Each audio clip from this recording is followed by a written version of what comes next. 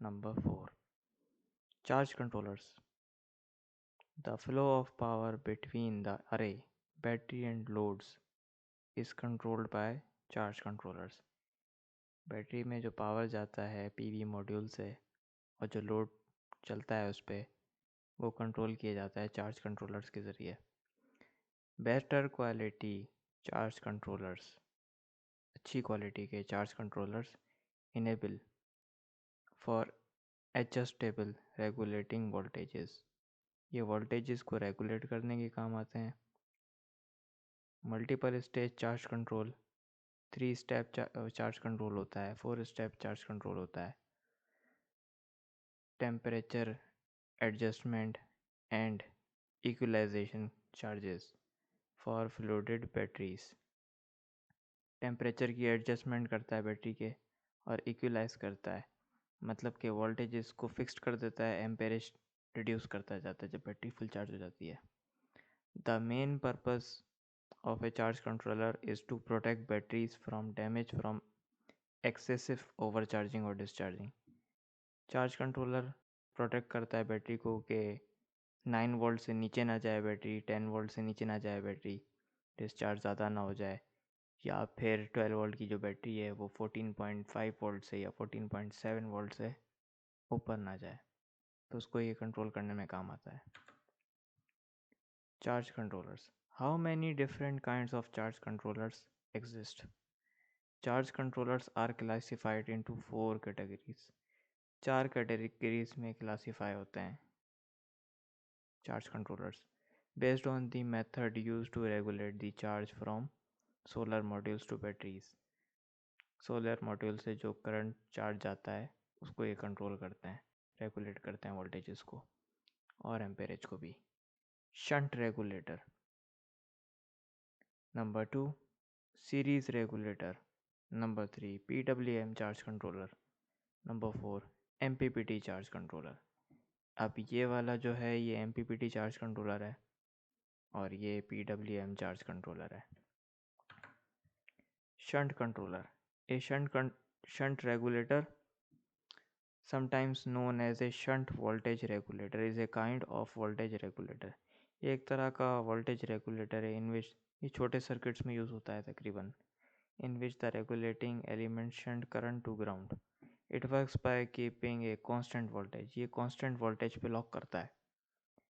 जैसे कि इनपुट अगर आपके पास 18 वोल्ट आ रहा है तो हमें उसको कंट्रोल करना है 14 वोल्ट पे, तो 14 वोल्ट पे लॉक कर देगा, ना अप करेगा ना डाउन करेगा।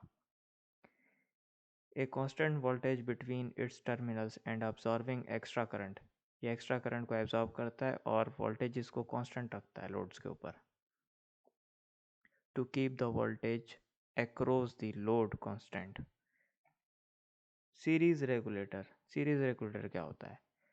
The series voltage regulator, also known as the series pass voltage regulator, implies a variable element connected in series with the load.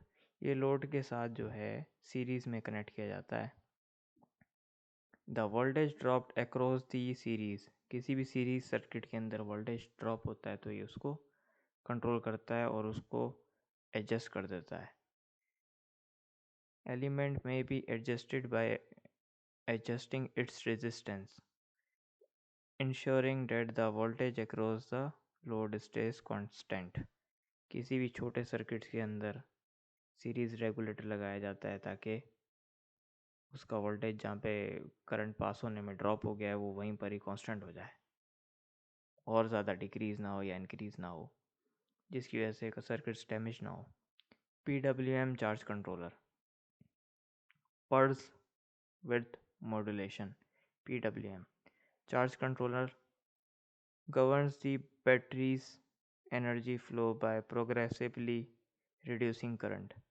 ये आहिस्ता आहिस्ता रिड्यूस करता जाता है करंट को, जैसा मैंने अभी बताया। जब बैटरी फुल हो जाती है चार्ज तो ये रिड्यूस कर देता है करंट को और वोल्टेज को कांस्टेंट रखता है। PWM charge controllers continue to provide a very small amount of power. जैसे कि हम 60 एम्पेयर पे बैटरी चार्ज कर रहे हैं तो जब बैटरी फुल चार्ज हो जाएगी तो वो 1 एम्पेयर पे आ जाएगी या 0.5 एम्पेयर पे आके लॉक हो जाएगी। Very small amount of power create होता है, बस जनरेट होता है। और उसके बाद फिर जब बैटरी फुल हो जाती है तो वो 14.5 वोल्ट पे लॉक कर देता है वोल्टेजेस को, और 0.5 एम्पेयर पे लॉक कर देता है। तो इसकी वजह से बैटरी हमेशा फुल चार्ज रहती है। MPPT charge controller. The MPPT charge controllers guarantees that the load receive the maximum available current.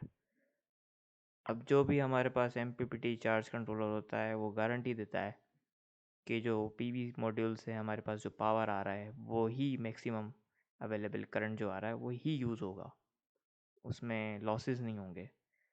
Bye quickly charging the battery, ये जल्दी चार्ज कर देता है बैटरी को। Maximum power point could be understood as an ideal voltage.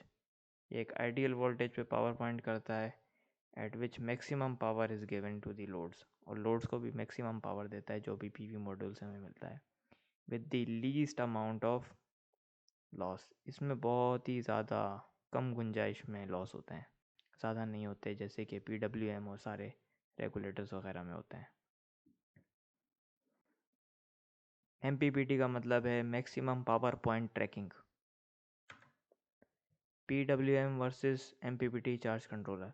जैसे कि ये picture है, यहाँ से ये PV मॉड्यूल है, सोलर पैनल है, और यहाँ से हमें 18 वोल्ट 8 एम्पेयर्स आ रहे हैं, तो ये PWM में जा रहे हैं, और यहाँ से 12 वोल्ट 8 एम्पेयर आ रहे हैं। अब वोल्टेजेस तो डिक्रीज़ हो गए PWM की वजह से, वो तो हम सेट कर सकते हैं इसके अंदर।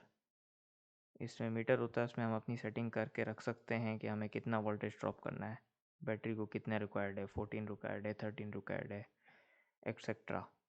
8 एम्पेयर ही आता है, जो सोलर पैनल दे रहा है वो ही आएगा, या कुछ लॉसेस भी हो जाते हैं इसके अंदर।